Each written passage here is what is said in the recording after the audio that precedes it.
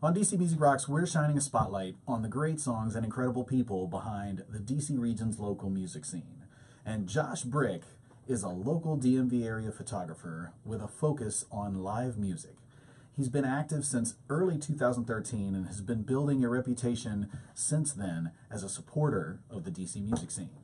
He's an experienced graphic designer and photographer. He earned a degree in media arts and design from James Madison University in 2006 with a focus on print journalism. So photography has always been one of his interests, and he has been able to combine his love of music and photographs by building a collection of extensive concert captures. In addition to concert photography, he also has experience with, of course, weddings, engagement photos, landscapes, and portraits. The man is a photographer of all things. He loves the live music, though. So I've been following his work for several years now. Just great.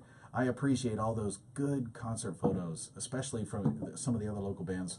A lot of the bands know this guy, and so it's a treat to actually get to share him with you now, because he's like the man behind the scene that doesn't get the spotlight. So I love we're giving you the spotlight now, man. Josh, thanks for being here, dude. Yeah, well, thank you. I very much appreciate it, and I'm excited to be here. So, absolutely. Now, so talk about, how did you get into photography? Where did that start? So it was always an interest of mine back in high school and in college, but I just never. It was basically just a hobby. I never had real equipment, or basically a DSLR camera. And as I mentioned before, I was given one as a gift, and then it just took off from there. I've been going to shows since I can remember, and then I just thought that, well, when I see something that's incredible, I thought I have to document this, and I have to show people. If you say to someone, hey, I went to a great show last night, they don't really think anything of that. But if you show them a photo and say, hey, check this out, look at this, just in an instant they can get a much better appreciation for what the event was like. So God, it's so true. And at what point did you decide that you wanted to continue to do more and more with this? Because a lot of people have passions for photography, but for you, you've kind of taken it to another level, and there's a social media presence and a website. Yeah, I mean, at first I didn't decide, okay, I'm going to be a concert photographer. It's just I got the bug, and I just was going to see shows, and at that point, my goal was just to keep shooting more shows and to see as much music as I could. And then after, 6 months to a year, it started building, and I thought, okay, this could actually be something. So that was kind of the beginning of it, I guess. It was really the love for music first, and then kind of joining the photography with it. So it's been great. Wow, man. Well, I love that you discovered it, and I love that you've stuck with it, because it's if you go back in time and you look back in history at the shots you've done, I can also see the progression of you as a photographer, which has also been amazing to see how it's evolved, man. Yeah, thank you. Now, and what's your DC region connection? It said James Madison University in the bio. You're from here, or how did you get to DC? Yeah, I grew up in Springfield, Virginia. Get out of here, yeah? Yeah, Springfield, all right. Robert E. Lee High School. Oh. And, Springfield Mall back in the day, and I'm still here. Yeah, you are. Fantastic. And where are you now? What part of the city? I am right down the street from this studio, actually, in Arlington, so near Courthouse. Fantastic. So it's a great place to be. Absolutely. And now, when you're going all over the city, then do you tend to concentrate more on Arlington shows? Or you talk about the different venues and the different places you go? Sure. I mean, I definitely have an interest in local music and nationally touring acts. Sure. And if something strikes me, if I think a band is good and it's great music, then I'll follow that. Nothing else really comes into play. It's always about the music first. And so, over the years, I've just, been able to build relationships with local venues. As I'd mentioned before, Gypsy Sally's is one of my favorite clubs since that opened about almost 4 years ago. So it was kind of the same time I was starting is when that club opened. So I'm there all the time. Also, I frequent the Hamilton downtown, which is, they have phenomenal acts there, and that's just a great room for music, state-of-the-art stage production and sound. And other places like Iota, just down the street from here. It's just it's a blessing to be able to essentially walk from my apartment over and catch a show whenever I want. So Right. I can't complain about that. That's good. That's amazing, man. It's been a treat to. It really looks like you've kind of shot just about every club in the scene, pretty much. Yeah, mostly. I mean, there's still some I need to get. Do you have like a bucket list of places you haven't been yet? Definitely. You mean in DC? Yeah, like venues you haven't shot yet. As a Probably. photographer? I mean, I've shot 930 Club a bunch, and that is an experience that's kind of different than a smaller club. How so? Well, it's just everything's bigger, better, louder. Pretty much. Sounds like a tagline for a venue: bigger, better, louder. Yeah. That's a 930 Club T-shirt right there. You heard it here first, guys. That's amazing. Bigger, better, louder. But when you shoot artists there, they really look like rock stars. It just looks like, just with the lights and the stage and the fog and whatnot. When you take a shot there, it's like, okay, I can really make this band look good. Wow, that's cool. All right. And now, what about you on the personal side? So you do a lot of photography. When you get away from that, what else is there to Josh? Well, there's a lot of photography, like you said.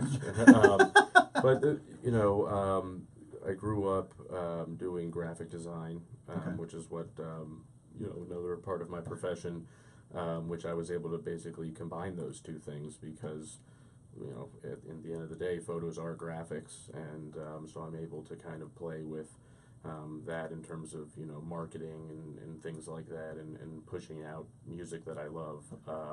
Other than that, I mean, I'm just essentially a music fan at my core. That's what started it all. Is just I love music. I love finding other people that love music, and if there's that bond, then we can really get along. That's cool. Now, but you can't get away that easy. Are you a Netflix guy? Are you a gym rat? There seems to be everybody sees to have little things. Are you a member of a book club? Like what I do you am do? not. Okay. I am not a member of a book club. There are other things. I mean, I'm obsessed with basketball and tennis as well. So Really? Those are since I've been You mean a kid. go watch them, go play them? Watch them, play them, just everything about those two sports is gets me going every time. So I played tennis in high school, and my dad taught me how to play basketball as a kid. So I just keep that going, and so that's kind of a good escape from always being behind the lens. Yeah, absolutely. But I will say that one of my dreams is I would love to shoot sports photography as well, whether it be the Washington Wizards, for example.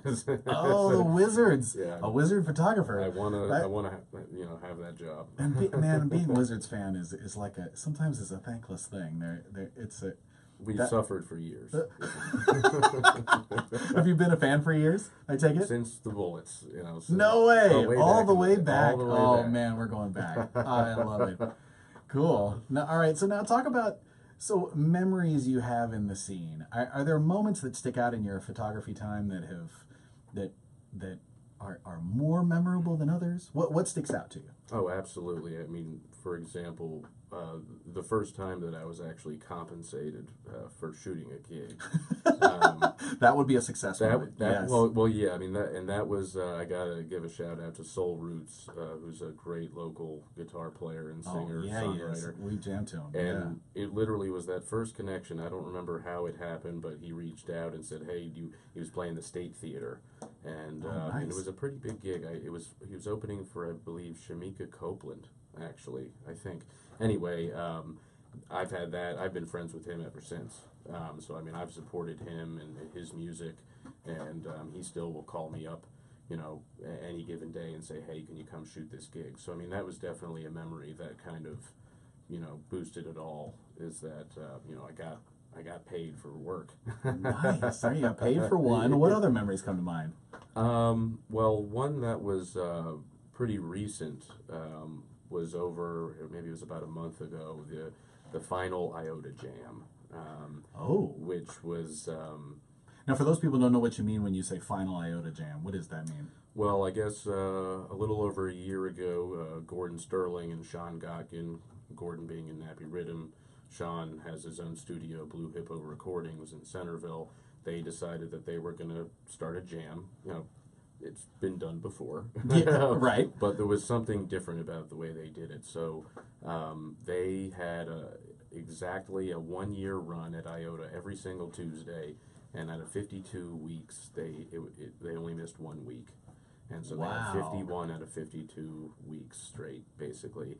And so the final one occurred last month sometime, and it was just a huge blowout. I mean, it was, I think Sean said there was 300 people there. It was a Tuesday night in A Clarendon. Tuesday night. Tuesday night. And wow. It was packed. What a crowd. And so that was definitely an unforgettable night for many people in many different ways. It was emotional. It was fun. You know, everybody was happy. I mean, it was fantastic.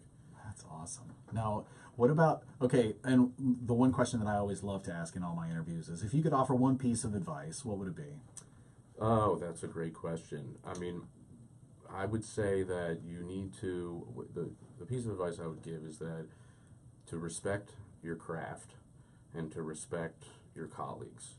And if you do those things, you probably have a good shot at success, because I mean, the craft, you know, whether I'm a photographer, but there's musicians, you know, I can tell when they respect their craft, when they're true. What do you mean when you say respect their craft? What do you mean? Just basically become completely immersed in what you're doing. You know, so for me, I'm not playing instruments. I'm taking the photos. You know, I didn't do it just to do it. I mean, I did it because I was drawn to it, and it basically chose me at that point. I surrendered to the pull of needing to see live music and document it. And so when I see certain musicians and I watch them play and I watch them pour their hearts out, I can tell this is a true musician. And so I think that goes for everything. So that's respect your craft and respect your colleagues. I mean, there's, you know, to me, music isn't a competition, you know, and that's what gets lost a lot of times, is, you know, because bands want to make it. You want to, whatever that means, you know, I don't even know. But, you know, if you support your colleagues, then that's going to help you along the way. You know, so there's definitely other photographers that I love and respect. And, you know, so I try to show that all the time. Wow, I appreciate that. That's some profound advice. I like that, Josh. All right, and for those folks who want to find out more about you and follow what you're doing, where do they go? Facebook would be Josh Brick Graphics, 3 words, pretty simple. On Instagram, I'm Josh Brick Graphics, same thing. Also www.joshbrickgraphics.com. Whoa.